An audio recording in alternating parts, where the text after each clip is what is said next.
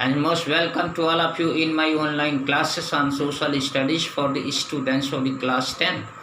Last question of the chapter, question number 7. I am going to make you understand. Napoleon had destroyed democracy in France. Napoleon ने लोकतंत्र को बर्बाद करके रख दिया था फ्रांस में, बट इन एडमिनिस्ट्रेटिव फील्ड, लेकिन प्रशासनिक क्षेत्र में he had incorporated revolutionary principles, बहुत ही क्रांतिकारी सिद्धांत उसने बनाए थे in order to make the whole system more rational, पूरे सिस्टम को बहुत ही ज़्यादा रेशनल और इफिशिएंट बनाने के लिए analyse the statement with arguments, और इस कथन को अपने तर्कों के द्वारा सही साबित कीजिए. Napoleon became the ruler of France on 2 December 1804. 1804 में नेपोलियन फ्रांस का राजा बना. He establish the monarchial political system, उसने राजतंत्रीय राजनीतिक व्यवस्था की स्थापना की. He was worried by the democrats के द्वारा बहुत ही परेशान था. Unleashed by the revolution, but at the same time, लेकिन क्या हुआ, उसी वक्त क्या हुआ, he did not want to ignore them entirely, मतलब उनकी अवहेलना भी पूरी तरह से वो नहीं करना चाहता था. सो ही इंट्रोड्यूस सम रिफॉर्म, इसलिए कुछ सुधार उसने इंट्रोड्यूस किए इन एडमिनिस्ट्रेटिव सिस्टम में. He tried to make the whole system more rational and efficient, उसने कोशिश की पूरा सिस्टम रेशनल एंड इफिशिएंट बन जाए. To achieve this goal he took under given steps, पहला स्टेप उसने क्या लिया, he introduce civil code of 1804.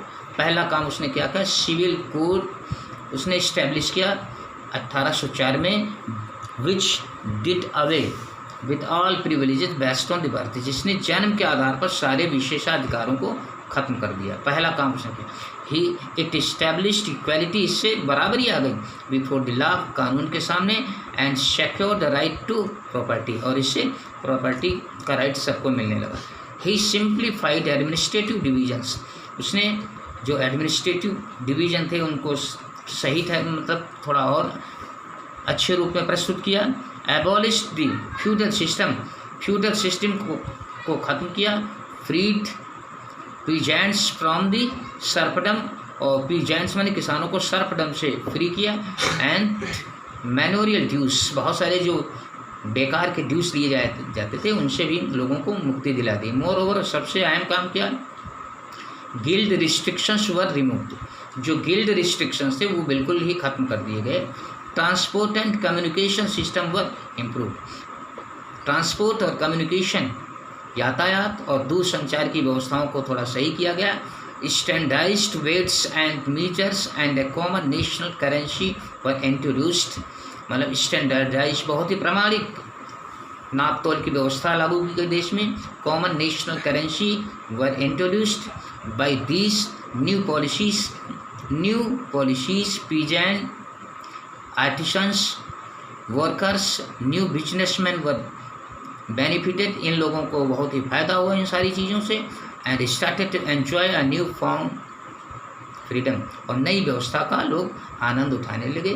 तो इस तरीके से इट कैन बी कंक्लूडेड, तो ये निष्कर्ष निकाला जा सकता है that Napoleon had destroyed democracy in France, France में उसने डेमोक्रेसी तो खत्म कर दी थी, but in administrative field he had incorporated revolutionary principle, लेकिन प्रशासनिक क्षेत्र में उसने बहुत ही क्रांतिकारी कदम उठाए थे. इस तरीके से ये लेसन खत्म होता है. It is all about the today.